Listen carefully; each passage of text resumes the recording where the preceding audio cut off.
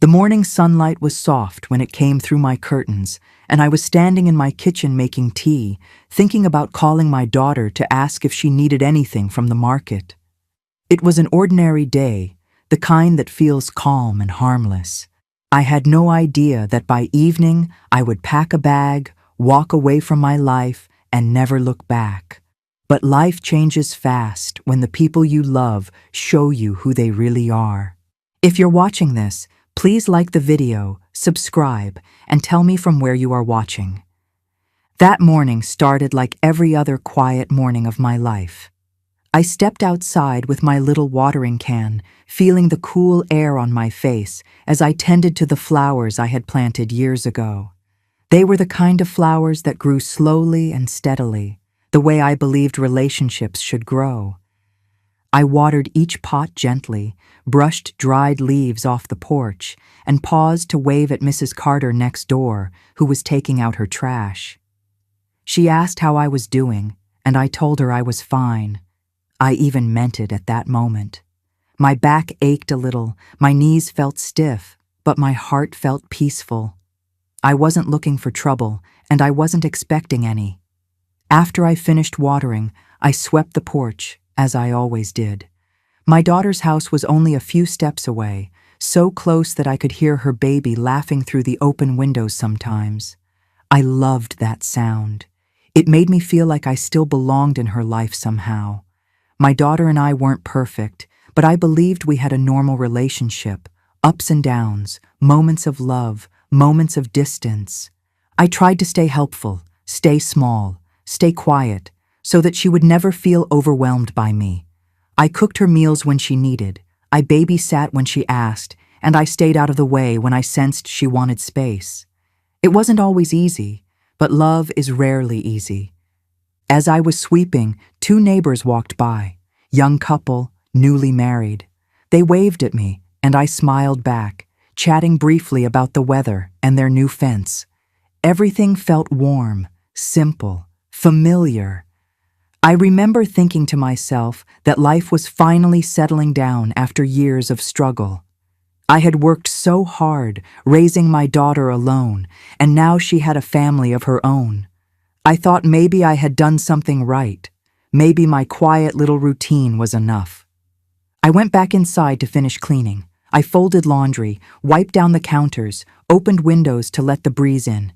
The whole time, my mind was calm. I wasn't anxious. I wasn't worried. I wasn't expecting the earthquake that was about to hit my life. There was no warning, no tension, no signs that the day would end in humiliation or heartbreak. I kept thinking about the soup I might cook later and whether I should make an extra pot for my daughter. I kept thinking about how nice it would be to sit outside with her in the afternoon and watch the baby play. I didn't know the day would twist so sharply away from peace. Around noon, I stepped outside again to shake crumbs off a cloth. A soft breeze brushed my hair, and everything seemed ordinary. Even my daughter stepping outside her house didn't bother me at first. I thought she was coming to borrow something or ask a simple question.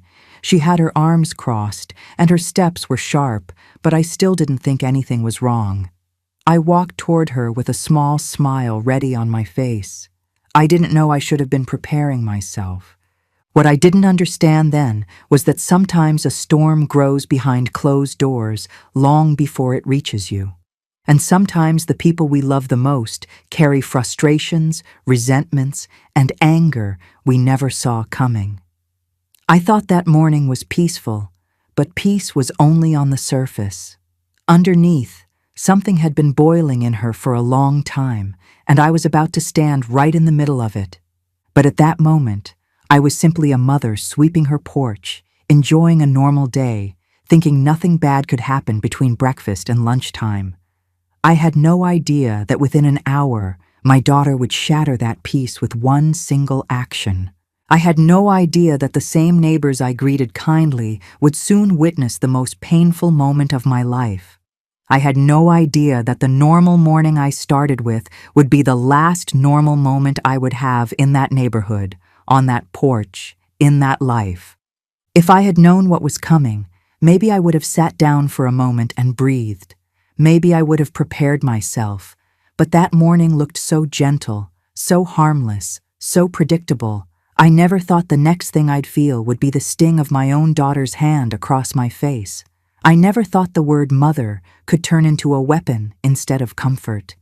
But life doesn't always give warnings. Sometimes it gives lessons, and sometimes those lessons arrive wrapped in betrayal.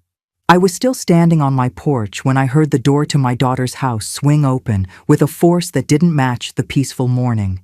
She walked out fast, almost storming, her face tight, her jaw locked, her steps sharp like she was marching into a fight she had already decided she wanted. At first, I thought something must have happened to upset her. Maybe a bad phone call, maybe stress from the baby, maybe an argument with her husband. I stepped forward gently, the way mothers do when they want to help without pushing too hard. But the moment her eyes landed on me, I felt something shift in the air. It wasn't confusion or stress on her face. It was anger, cold, burning, directed anger, and it was aimed at me. She didn't greet me. She didn't even take a breath before she started raising her voice. "Where were you yesterday? Why didn't you answer your phone?" she yelled, even though I had spoken to her just the night before. Her voice was loud enough that it echoed across the driveway, loud enough that two neighbors turned their heads. I tried to calm her, to tell her I had been home all day, that my phone must have been in the other room, but she didn't want to hear any explanation. She cut me off every time I tried to speak. Within minutes, her voice grew louder, more aggressive, and more neighbors began to peek outside. Curtains shifted, front doors cracked open, people stepped onto porches pretending to water plants or shake rugs, but really just listening. It felt like the entire street suddenly turned into a stage I never asked to stand on, and she made sure all eyes were on me. She kept calling me dramatic, irresponsible, useless, acting like I was some kind of embarrassment she had to manage instead of the mother who raised her alone. Each word hit harder than the last, not because of the volume, but because of the coldness in her tone. Her husband stepped outside too, but instead of calming her or trying to understand the situation, he folded his arms and watched like it was entertainment. He even stepped back, as if giving her more room to yell. That was the first moment I felt my stomach tighten with something deeper than sadness. Disappointment that my daughter had chosen someone who fueled her cruelty instead of guiding her toward kindness. Neighbors pretended not to stare, but their eyes told the truth. They were watching, whispering, nudging each other. I wished the ground would swallow me, not because I felt guilty, I hadn't done anything wrong, but because a mother's pride shatters in a different way when her own child humiliates her in public. I kept telling myself to stay calm, to breathe, to remember she was stressed, that maybe something else was going on. Mothers always try to find excuses to soften the blow, but every time she opened her mouth, it was clear. There was no excuse. She didn't just have anger, she had intention. Then she stepped closer, closing the distance between us, her face inches from mine. "You always ruin everything," she shouted. "You make everything about you." She hissed those words in front of people who had known me for decades as a quiet woman who kept to herself. I felt heat rush to my face, not from guilt, but from humiliation. I had worked hard my entire life to give her everything. I had been her only support through school, heartbreaks, job struggles, even when she got married. And now, here she was rewriting history on a suburban sidewalk for an audience. One neighbor finally tried to step forward, maybe to calm things down, but my daughter snapped, "Stay out of it," and they froze. I stood completely still, letting her vent in hopes she would burn through the anger and stop. But she didn't. The more she talked, the more she fed herself with anger. It was like she had been storing this resentment for years, waiting for the right moment to pour it all onto me. Listening to her felt like standing under cold water. Every second made it harder to breathe. I saw her lift her hand at one point, as if pointing at the house or waving to dismiss me, but even that movement felt too sharp, too hostile. My heart clenched. I realized she wasn't angry at one moment or one mistake. She was angry at the idea of me. She had decided I was someone she didn't want anymore. That understanding settled in my bones even before the slap came. And when it did, when her hand eventually struck me, it wasn't the slap that broke me. It was everything that led to it. The neighbors watching, her husband smirking, her words echoing down the street, the daughter I raised choosing cruelty because she thought it made her powerful. And in that moment, while everyone watched, while the sting spread across my cheek, I understood something very clearly. The person I loved most in the world had already stopped seeing me as family long before her hand touched my face. The moment after her hand landed on my face is one I will never forget, not because of the pain, but because of the silence that followed. Everything froze for a second. The neighbors, the wind, even the sound of a passing car seemed to pause, as if the world itself was trying to understand what had just happened. I didn't move. I couldn't. My cheek burned, but my heart felt numb, almost hollow, like it had been scooped out in one swift motion.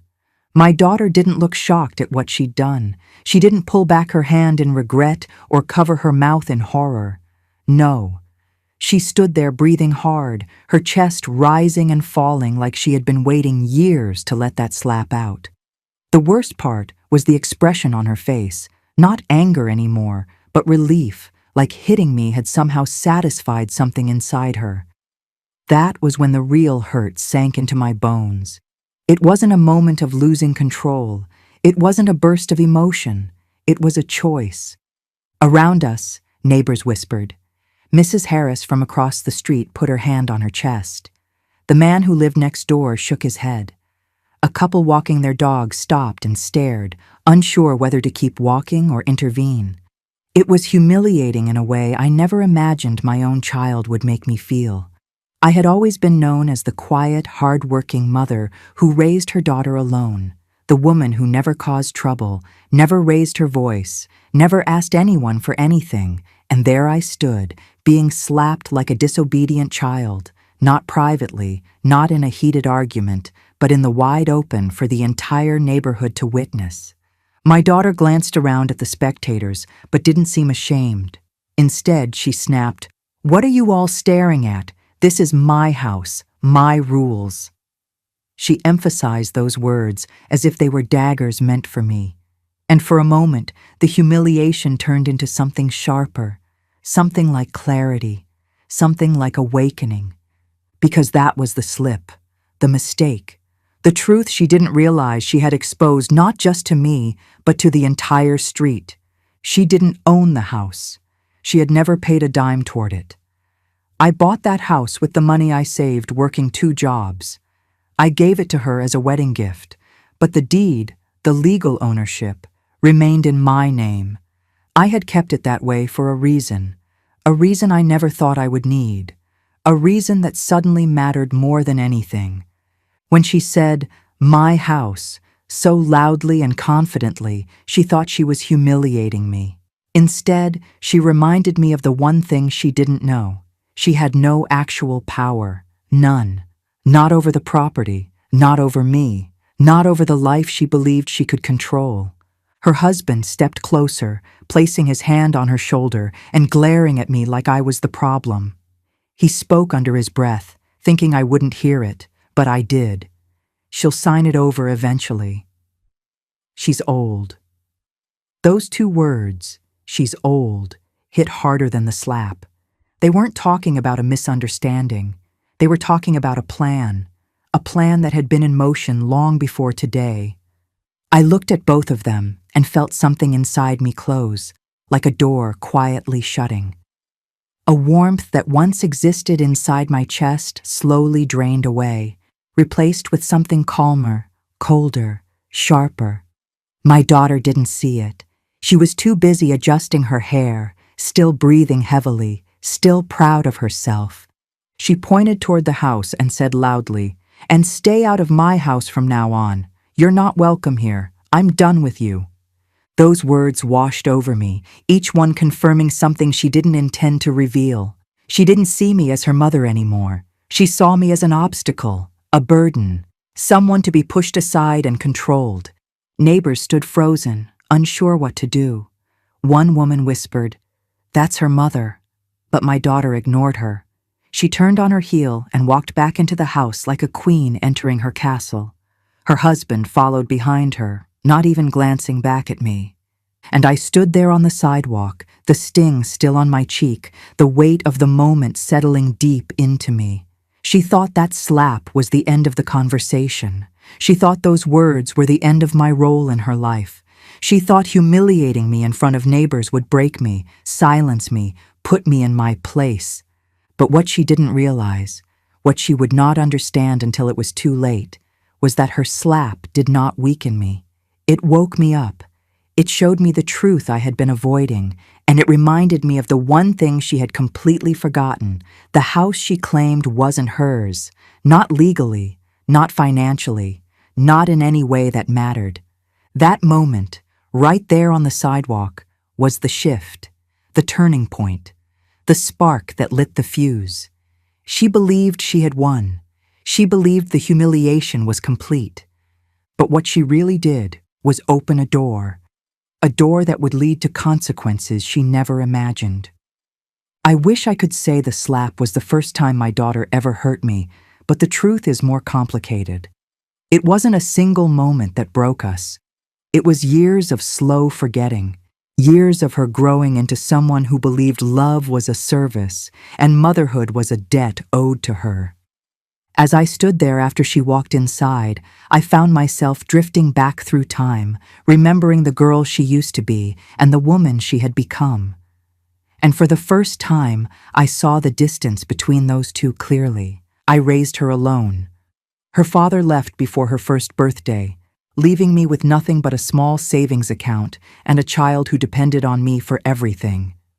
I was 22, barely more than a girl myself, but I woke up every day with one goal: to give her a life that didn't look anything like the one I grew up in. I worked 2 jobs for years. I cleaned offices at night and worked at a bakery during the day. I went without new clothes, skipped meals more times than I ever admitted, and saved every extra dollar for her school supplies, her doctor visits, her birthday parties. When she was 10, I sold the last piece of jewelry my mother left me so I could pay for her school trip. When she was 14, I walked in the snow to pick up extra shifts just so I could afford the winter coat she wanted, not because she needed it, but because I wanted her to feel proud among her friends. When she was 16, she wanted a laptop for her classes. I didn't have the money, so I picked up an overnight cleaning contract. Every morning I came home exhausted, hands shaking, but I would still make her breakfast before she left for school, so she never saw what it cost me. Looking back, maybe that was the mistake. Maybe hiding the struggle made her think there wasn't one. Maybe shielding her from the world made her believe she was owed comfort without sacrifice. She grew up seeing only the results of my effort, never the exhaustion behind them. To her, everything appeared magically handled, cleaned, cooked, paid for. And as she grew older, she began to expect the world to treat her the way I treated her: forgiving, generous, patient, unconditional. But I kept giving anyway.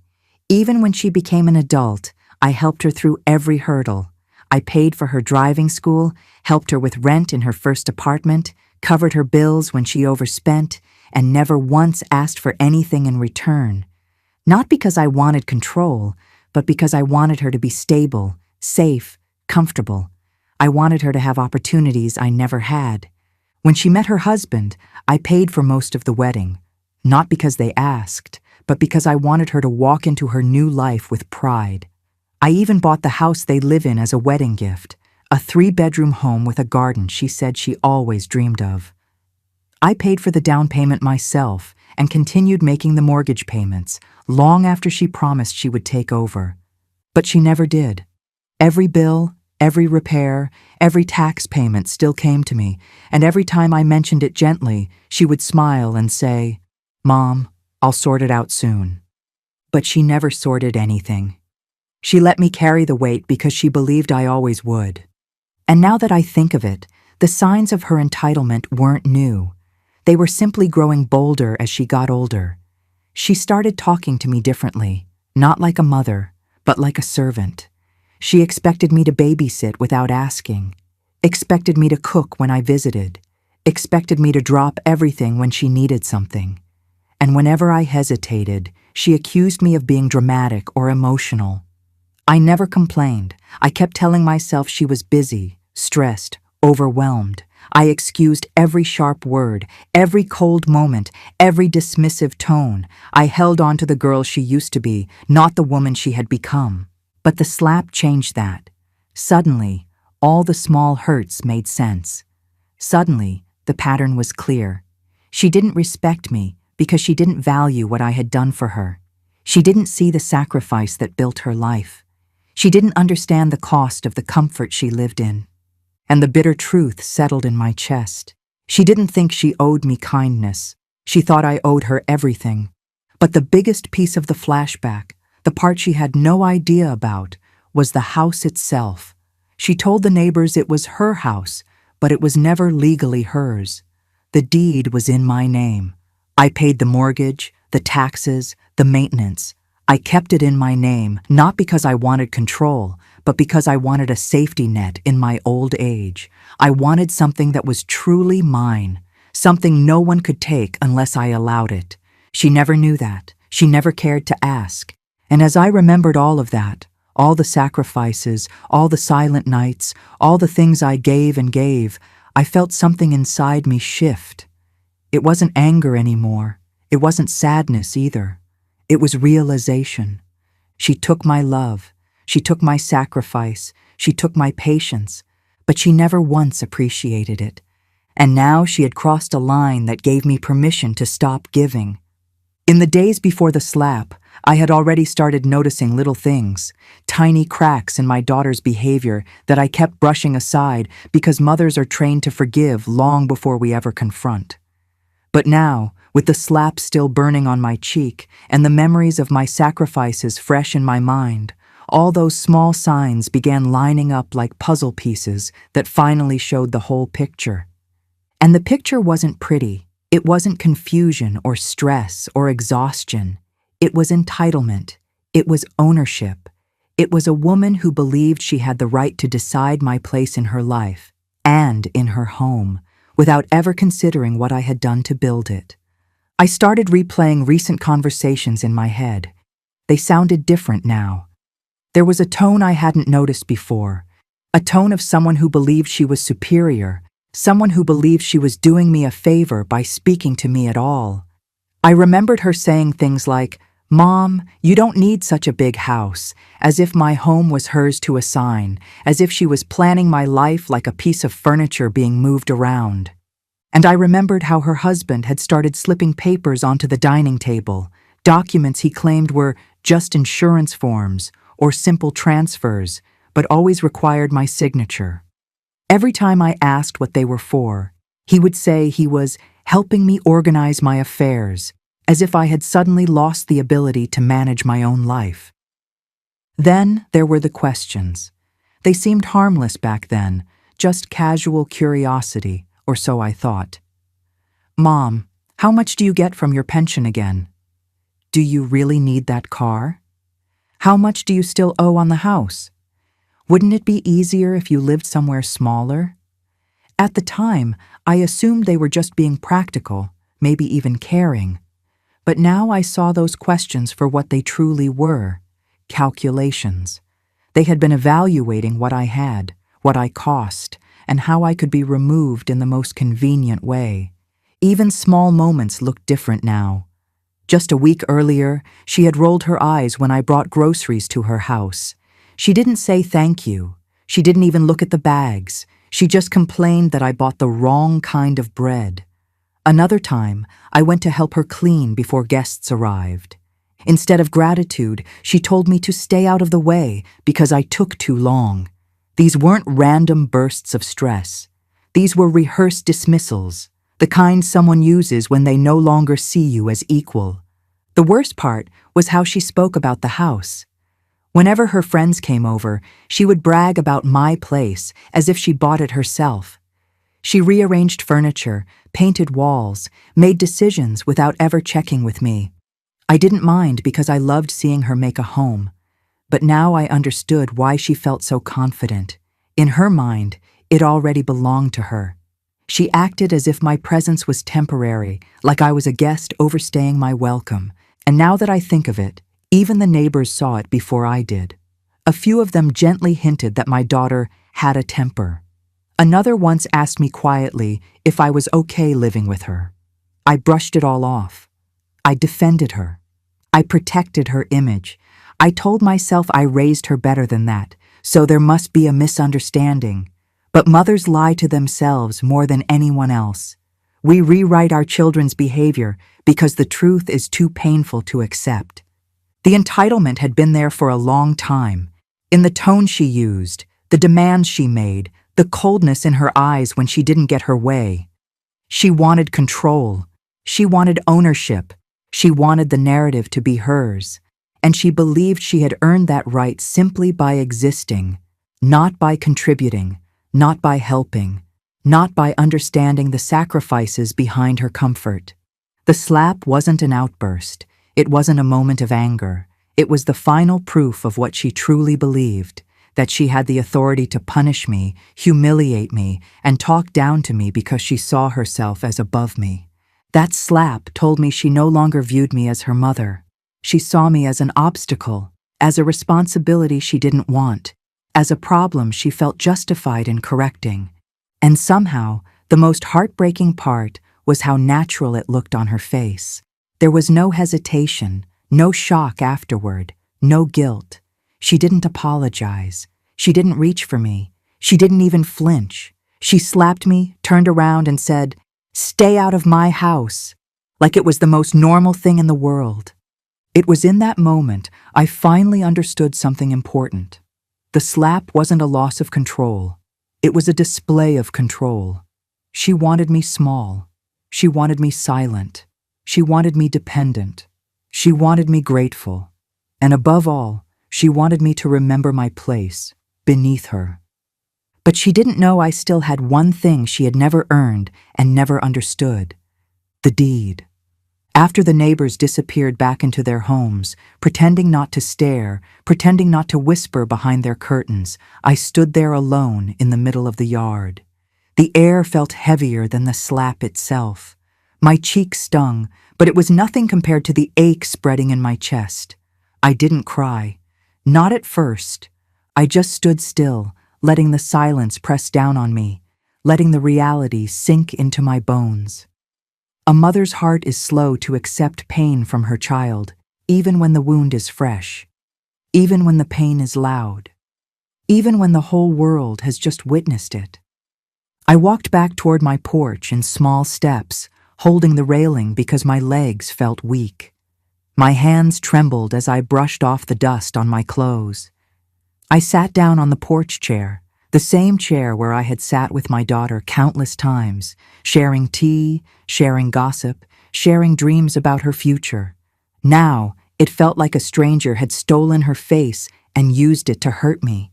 I kept hearing that sharp sound replaying in my ears, the sound of her hand hitting my skin, the sound of her voice telling me to stay out of her house.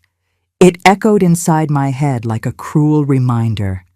I placed my palm over my cheek slowly, feeling the heat radiate from where she struck me. It wasn't the pain of the slap that broke me. It was the fact that her hand didn't hesitate. There was no shock in her eyes after she hit me. No regret. No trembling. She didn't turn back to check if I was okay. She didn't even glance at me. She just stormed back inside like I was nothing but a piece of trash cluttering her doorway. That image, that cold dismissal, cut deeper than the slap itself. I looked around the porch, the plants I had watered earlier, the broom I left leaning against the wall, the welcome mat she once gave me as a Mother's Day gift. Everything suddenly felt different. It felt like the world I had carefully built for decades had shifted under my feet. A home that once held warmth now felt like a stage where I had been publicly humiliated. I kept asking myself, how did we get here? How did the little girl I held through nightmares, fed with my last pennies, protected against every hardship, become the woman who felt justified in raising her hand at me? My heart kept replaying her childhood, her first steps, her first school day, her first heartbreak, all the moments I held her together when she was falling apart. Even as an adult, I helped her. I bought her that house. I supported her marriage. I loaned her money when she needed it. I babysat so she could work. I cooked her meals. I cleaned when she was too tired. I took care of her home when she traveled. I mothered her long after she stopped treating me like a mother. And yet, today, she treated me like an enemy. I leaned back in the chair, staring at the sky, feeling something inside me crack. It wasn't anger. It wasn't even shock anymore. It was heartbreak, the kind no doctor can fix, the kind only a parent can feel, the kind that ages you in minutes. I felt older than I had in years. I felt like the world had shrunk. I felt like the version of myself that loved endlessly, forgave endlessly, and gave endlessly had finally hit its limit. For the first time in my life, I felt the weight of the truth settle in. My daughter didn't see me as a mother. She saw me as a burden, a problem, something she could strike, shame, and control. That realization was the moment something in me quietly died. Not my love for her, that will always exist somewhere in the background of who I am, but the part of me that waited for her respect, kindness, or gratitude. That part was gone. The illusion shattered right there on my porch. When I finally did cry, it wasn't loud. It wasn't dramatic. It was quiet, heavy, and full of years of hurt I never allowed myself to feel. I cried not because she slapped me, but because I realized I had been raising a version of her in my heart that never truly existed. The real version, the one who hit me, had been growing for a long time, and I had been too blinded by love to see it. That heartbreak was also the beginning of something else, something colder, clearer, and stronger. Because after the tears stopped, I sat up straight, wiped my face, and understood something I had never admitted before. If I stayed, she would break me completely. If I stayed, I would lose myself. If I stayed, she would do it again. And for the first time in my life, I knew I had to protect myself, even if it meant protecting myself from my own child. When the shock finally settled and the last tear dried on my cheek, something inside me shifted from pain to purpose. I sat there on the porch, staring at the street, and I felt a kind of calm I hadn't felt in years, the kind that comes when you finally accept a truth you can't unhear and can't forgive. I wasn't acting out of anger. I wasn't trying to hurt her back. I was simply done. Something in me straightened, like a tired spine finally standing tall after years of bending. I stood up slowly, walked into my house, and shut the door behind me, not gently, not loudly, but with a certainty I had never felt before. If she wanted me out of her life, she was about to see how complete that absence could be. I walked straight to the small drawer under my nightstand where I kept my important papers. My hands didn't shake anymore. I pulled out the house deed, the one she had been calling her house for years, the one she slapped me in front of neighbors to protect, the one she believed belonged to her because she lived in it. She never once asked whose name it was under. She never once checked who paid every tax bill, every repair, every insurance fee. She assumed, and I let her assume. That had been my mistake. But now, that assumption was about to become the biggest lesson of her life.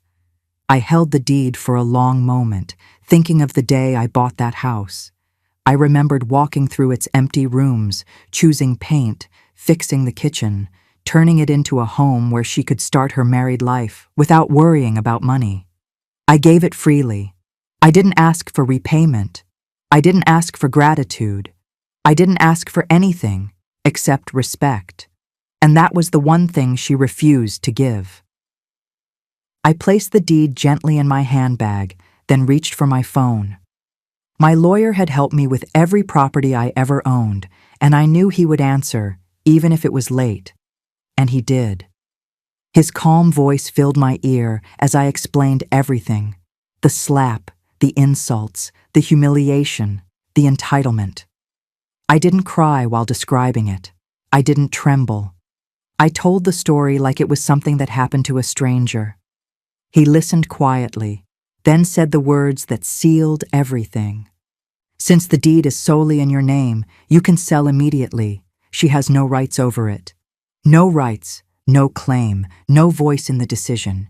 She had pushed me out, but she didn't know she was standing on ground that belonged entirely to me. I asked him what paperwork was needed. He gave me a list. I already had every document ready because I had always been the kind of woman who kept her life organized even when her heart wasn't. Within 30 minutes, I had everything in my bag. Then I called a realtor, someone trustworthy, someone fast, someone who owed me a favor from years ago. When he heard my tone, he didn't ask questions. He simply said, "I can list it first thing in the morning, and at your price." My price, not my daughter's, not her husband's. Mine. I hung up the phone, feeling something powerful settle into my bones, a strength I had forgotten I had, the kind of strength that comes from decades of surviving life alone, the kind my daughter had mistaken for weakness because she only ever saw the gentle side of me. She forgot that gentle women only look soft, but when pushed, we turn unbreakable. I went to the closet next and took out a small suitcase. I didn't pack everything. I didn't even pack half. Just essentials. Clothes for a week, my documents, my medicines, a few pieces of jewelry that carried memories of my husband, and a photo of myself from when I was 30, a reminder of the woman I used to be and the one I was returning to. I didn't pack anything that tied me emotionally to this place. I didn't pack for comfort. I packed for freedom. The house felt strange as I walked through it. Familiar walls, familiar smells, familiar silence. But I knew I would never step foot in it again. Not after what happened, not after what she said, not after that slap. I turned off the lights slowly, moving from room to room, saying a quiet goodbye not to the house, but to the version of myself who lived inside it. Then I sat at the kitchen table with a pen and a blank sheet of paper. I didn't write a long letter. I didn't explain myself. I owed her no explanation. I wrote only one line, steady and clear. "You wanted me gone. Consider your wish granted." I placed the note in the middle of the table, where she would see it the moment she walked in. Then I stood up, locked the front door behind me, put the keys in my bag, and walked away. Not slow, not broken, not defeated, but with the quiet dignity of a woman who finally chose herself after a lifetime of choosing everyone else. By the time the sun began to set, the sale was in motion, my accounts were secured, and my travel bag was ready. She didn't know it yet, but one slap had rewritten both of our lives, and mine was about to become peaceful for the first time in decades. 3 days passed before the storm finally hit her. 3 days of buyer showings, cleaning crews, real estate agents walking in and out, furniture being tagged with stickers, boxes being taped shut, and strangers wandering through the home she believed belonged to her. I wasn't there to see any of it, but I didn't need to be. My realtor updated me with every message. Interest is high. Cash offers coming in. Your daughter is confused, asking questions. I imagined her pacing the living room I once decorated, her voice rising, her certainty cracking. For once, the house wasn't bending to her moods. It was bending to mine. On the 4th day, she returned earlier than expected. She must have seen the strange cars parked outside, maybe contractors, maybe potential buyers. She would have walked up with her usual attitude, believing the world would step aside for her. But when she opened the door, she didn't find her familiar space. She didn't find her couch. She didn't find silence. She found two women in business attire evaluating the living room, pointing at walls, checking storage space, discussing square footage. Her voice must have hit the room like a blade. "What is going on here?" The women looked confused. My realtor, who was standing by the kitchen counter, calmly replied, "Oh, are you the tenant?" Tenant. The word alone must have sliced her pride in half. She shouted something, angry, panicked. She demanded to know why strangers were in her house. She demanded to know why the furniture was moved. She demanded to know why half the closets were empty.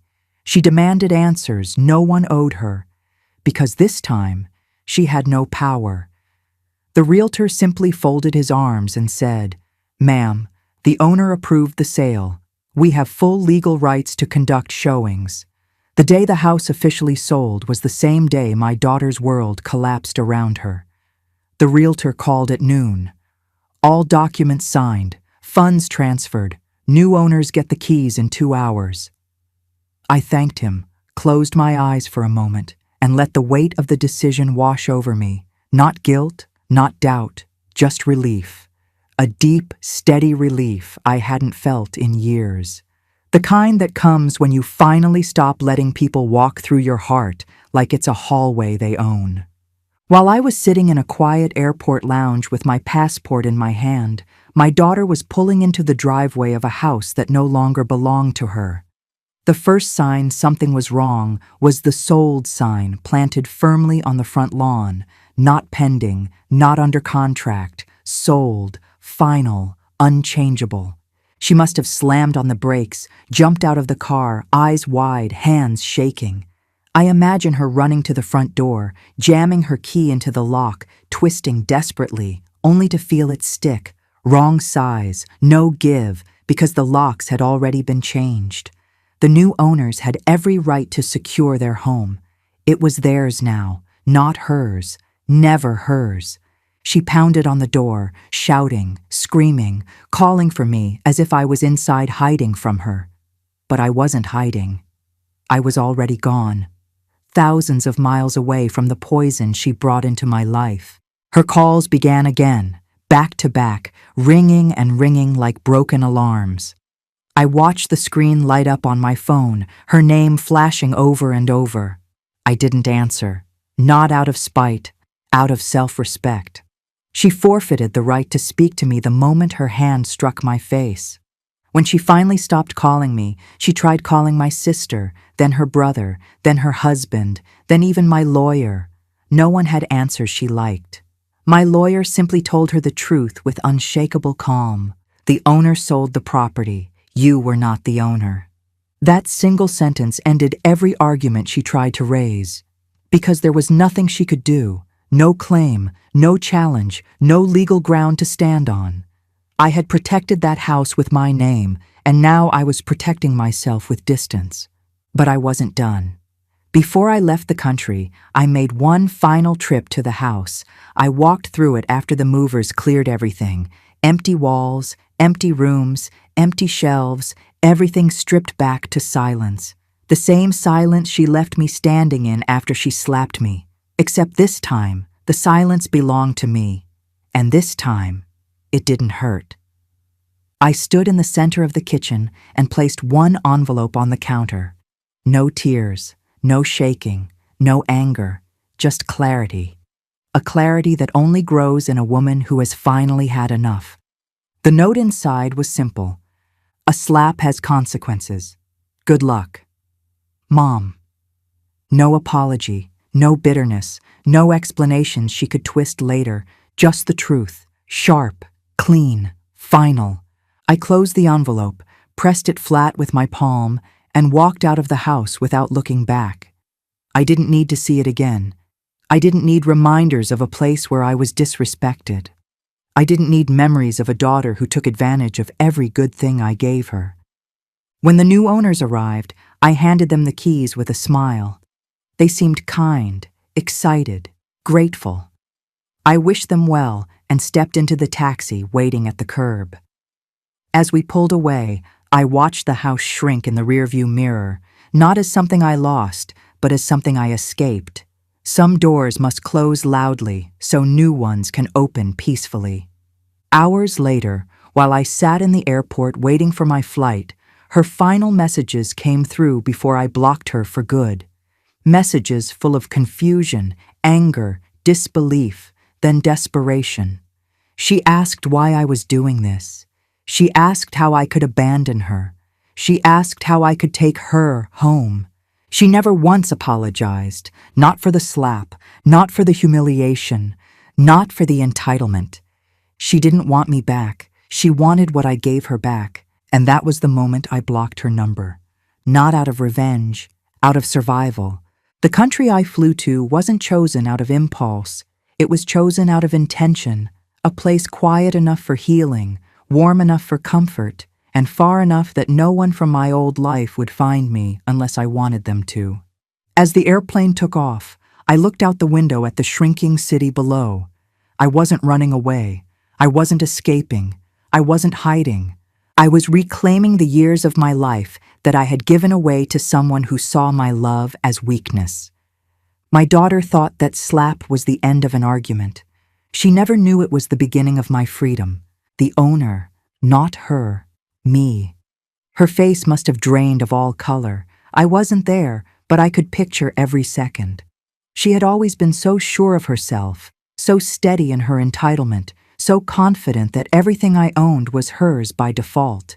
She probably walked through each room in disbelief, the labeled boxes, the empty shelves, the stripped walls. The reality hit her not like a gentle realization, but like a punch to the chest. She grabbed her phone and called me first. I didn't answer. Then she tried her husband, then her brother, then anyone who would pick up and help her understand the truth she never expected to face. When no one answered, she stormed into the kitchen, and that was where she found it. The note, the little piece of paper I left behind on the counter. She would have recognized my handwriting immediately. Simple, neat, unshaken. You wanted me gone. Consider your wish granted. Only one sentence. No apology. No explanation. Nothing for her to twist into a new story. Just the truth, delivered in the same silence she used to dismiss me. I'm sure she read it 10 times, her hands shaking, her mind racing backward through every moment. The slap, the crowd watching, the neighbors whispering, the embarrassment she thought only I felt. She would have replayed her own words, her own cruelty, her own arrogance, and then she would have realized the one thing she never expected. Her mother wasn't powerless. Her mother wasn't trapped. Her mother wasn't hers to command. Her mother was the one who bought the house, and her mother was the one who sold it. The realtor called me an hour later. She's crying, he said quietly, sitting on the floor in the empty living room. I didn't respond. I didn't ask for details. I simply said, proceed with the sale. There was nothing left for me to say. Some lessons are taught without words. Some consequences arrive without warning. Some heartbreaks harden into decisions that cannot be undone. And my daughter learned in one unforgettable moment that actions have consequences, and disrespect has a price higher than any mortgage. By the time evening came, she had called me 37 times. She had texted paragraph after paragraph, rage, confusion, begging, threats, apologies, excuses, all mixed together. I didn't read any of them. I blocked her number. I blocked her husband's number. I blocked her email. I blocked every path she had to reach me. Because the truth was simple. I wasn't punishing her. I was freeing myself, and she was finally learning what it felt like to stand in a home with empty walls, empty rooms, and empty echoes. The same emptiness she tried to leave inside me. The first morning in my new country felt unreal in the quietest, calmest way. I woke up to sunlight I didn't recognize, coming through curtains I had just hung the night before. No shouting, no tension, no footsteps pacing outside my door, no feeling of waiting for the next moment of disrespect. Just silence, the safe kind, the healing kind. the kind I hadn't felt in years. I sat on the small balcony of my new apartment with a cup of tea and watched people walking on the street below, all strangers, none of them knowing anything about my past. And that was the beauty of it. I finally had a life where I wasn't reduced to a role or a burden or a target for someone else's anger. I was simply myself again. The apartment wasn't big, but it was mine. Every chair, every plate, every curtain was chosen by my hands, not inherited from a life where I was expected to serve others.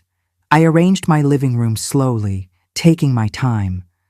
For the first time in many years, I wasn't rushing to please anyone, clean for anyone, or soften my steps for anyone. I didn't have to walk on eggshells or rehearse my tone to avoid triggering my daughter's disrespect. The peace I felt wasn't loud or dramatic. It was steady, like a long breath after holding your lungs tight for far too long. I joined a small local community group for women around my age, a mix of widows, immigrants, retired teachers, grandmothers raising grandchildren abroad. We shared stories, laughter, recipes, and small victories of starting over. Not once did anyone raise their voice at me. Not once did anyone make me feel small. I learned quickly that when you surround yourself with the right people, your heart remembers how to soften without being stepped on. These women didn't know about the slap or the humiliation or the house I sold. They didn't need to. They welcomed me because of who I was in front of them, not because of what I provided. I began to walk every evening along the coastline. At first it was just to clear my mind, but soon it became a ritual. I watched families laugh together, old couples holding hands, children running. It made me think of my own daughter, of course. There were moments when the memory of her still stung, not because of the house or the money or even the disrespect, but because of what I lost long before I walked onto that plane. I lost the daughter I thought I had, the one I raised, the one I sacrificed for, the one who once held my hand so tightly on her first day of school, terrified to let go. But grief changes shape when distance is added to it. Slowly, it became less of an open wound and more of a scar, still there, still sensitive, but no longer bleeding. If anything, distance helped me understand something more painful, but more freeing. I could love her as the child I once had, without accepting the woman she became. Love and boundaries can exist together. And sometimes love requires distance, especially when your well-being depends on it. Every so often, people from back home would send messages through extended relatives. Your daughter is telling people she doesn't know where you are, or she's crying, saying you abandoned her. I always stayed silent, not out of cruelty, but because nothing good comes from returning to a place where you were mistreated. When a grown child chooses disrespect, you cannot love them back into kindness. That's a lesson most mothers learn too late. I learned it exactly when I needed to. I didn't compare my new life to my old one. They were two different stories, one about survival, one about peace. I cooked meals for myself, took care of my small garden on the balcony, and even enrolled in a language class for fun. I met people who didn't know my history and didn't judge my worth by what I owned or how much I sacrificed. They valued my presence, not my usefulness. One afternoon, months later, I sat by the water and finally allowed myself to say a truth out loud, soft as a whisper. I didn't run away. I walked toward the life I deserved. It felt powerful. It felt final. It felt true. Because the truth is, a mother can forgive many things, mistakes, anger, distance, misunderstandings. But what a mother cannot forgive is a child who raises a hand against her and feels no shame. Respect is the foundation of love, and once that foundation cracks, the house cannot stand. My daughter thought her slap was a moment of frustration. She had no idea it was the final door closing between us. In my new life, I found something she never expected me to find: joy without her, strength without her, freedom without her. I learned that blood may connect people, but it does not guarantee kindness or loyalty. And I learned something even more important. A woman is never too old to choose herself. I didn't lose a daughter. I lost a source of pain, and I gained a life where I finally belonged to myself.